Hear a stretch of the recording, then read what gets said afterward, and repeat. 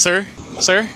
Ay, Okay lang, okay lang. sir, excuse me, question for you, sir. Paano po tayo yumaman? Ay, di naman ako mayaman eh. Naka-LC po kayo, driver po kayo. Okay lang. Sir, paano po tayo yumaman? I'm the owner of Route 95 then. Kayo po yung owner nito mismo, sir. Sir, ako po nag-interview po ako ng mga business owners for the younger generation. Okay. Baka pwede po kayo ma-interview kahit sandali. Sure, tara. So, ilang taon na po tayo dito sa F&B industry? 3 years na ako dito. 3 years pa lang, sir. Saglit pa lang yun, ah. Sir, kailan niyo po nakuha yung first million niyo dito sa business? 2022 din. Same year, sir. Yes. Same year. So, parang ROI na ba to? Yes. Pero ang ginawa ko, my first branch is Malolos. Hindi ko rin ine-expect, mababawi ko kagad yung kinita ko doon sa Malolos. Ginawa ko doon, pinaikot ko, nag-open kagad ako ng Tagaytay ko. Same year to, sir. Same year, August, then December, nabuksan ko agad siya. Grabe, sir. Nag-ROI ka sa same year, tapos nag-expand ka on the same year din. Yes. Naniniwala ako sa late gratification. Kapag inuna mo kagad yung luho, yun na ikot ang pera. So, ganun talaga, sir, pag business-minded, no? Lagi nating iikot. Lagi natin sasabihin na hindi natin pera to, no? Pera to ng business natin. So, ang dami po nagsasabi na mahirap daw lumaki sa F&B industry. Pero kayo, sir, itong Route 95, ang laki nyo na po sa industry talaga, no? Pwede nyo po ba kami bigyan ng isang secret para mabilis lumaki dito sa industry na to? Sa totoo lang, lahat naman ng negosyo, mahirap palakihin. Ang ginawa ko is more connection, more opportunities. Pangalawang secret na ginawa ko din, hindi pa pwedeng malaki sa picture. Pagdating sa personal is maliit. Dito sa Route 95, we have unlimited and a la carte on our menu. So doon kami nakilala. So, inatake nyo lahat ng market, no? Siyempre, alam niyo ba dati ang ginawa ko noon nung wala pa akong marketing? Ipapanggap akong customer sa sarili kong negosyo. Ginagawa ko yon para magkaroon ng brand awareness. Kilala ng tao na meron pala kaming ganung binebenta, tapos nakilala kami. Ano po yung pinagkaiba natin sa ibang business owners kung bakit mas mabilis tayong lumaki kaysa sa kanila? Siguro ang masasabi ko yung personal touch ko. Ako hindi ko tinatawag yung sarili ko na boss eh. Tinatawag ko yung sarili ko bilang empleyado din. Kapag nangumusta ako sa tao, hindi through cellphone, personal touch. Pinupuntahan Ko talaga. Kasi kapag sinabi mo sa staff mo na bahala ka na dyan, talaga na sila na bahala. Grabe yun, sir, no? Mine-maintain nyo talaga yung quality gamit sa pagpunta nyo talaga. Nagiging hands-on pa rin tayo kahit na malaki na po yung restaurant natin. Yes, yes. Pero sir, bago pa lang po kayo, no? Ang dami nagsasabi dyan na kapag bago lang ang restaurant, sa una lang talaga nagiging hands-on.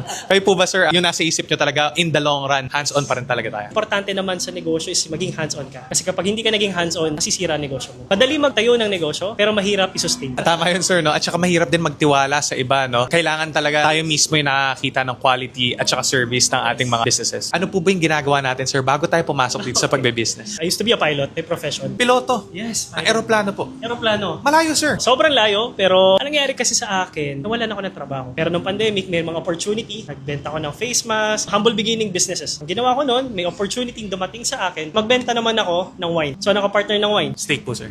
It's true. Ito na tayo ngayon. Yung kinita ko dun sa wine, kahit paano, kumita tayo ng maganda, tinayo ko ng first restaurant ko. Pero sir, ang daming nangangarap maging piloto. Bakit niyo po sinugal yung pagpipiloto niyo para dito sa business na to? Magandang question yan kasi pinapili din ako ng family ko noon. Noong time na yun, di ko alam kung ano pipiliin ko. Pero ako naniniwala kasi ako. Pag what if failure pinag-isipan mo, failure yung magiging result. Pero pag what if expansion, focus ka, goal-driven ka, yun ang mangyayari sa'yo. Trust the process. Kasi yung process na yun, naniniwala ako may kapalit lahat yun. Tama yun, sir, no? At saka pag nag-iisip tayo ng negativity talaga, hindi talaga mangyayari yung binivision natin. Tama. Ilang branches na po ba meron tayo dito? We have 10 branches na. In a span of 3 years? Yes. Grabe, sir, ang lakas nun. Magaling po ba tayo sa sales?